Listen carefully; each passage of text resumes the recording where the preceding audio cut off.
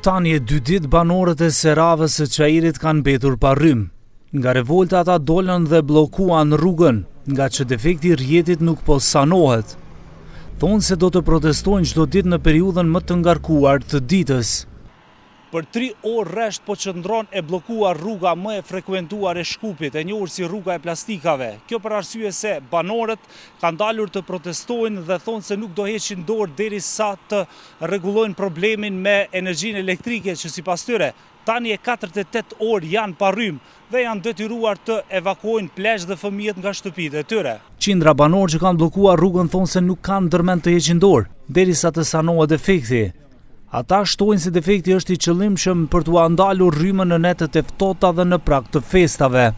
Paralizum, fëmijë ka, dridhen gjithë natën, me oksigjen janë, me rrymë që vënon me sklerozë, do të me nuk shteker ata, për më mbjetuaj.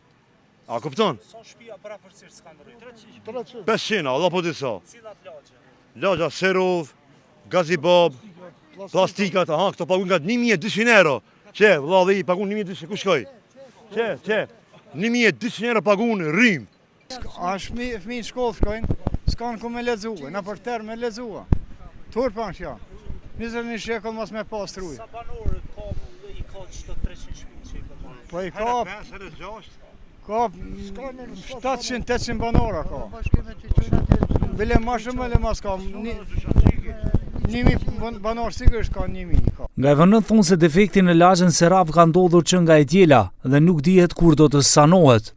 Për një periudhë më të gjatë, banorët e rrugëve Ismail Kadare dhe Kumbara e pengojnë projektin për rikonstruimin e rrjetit dhe zhvendosjen e ormacësve.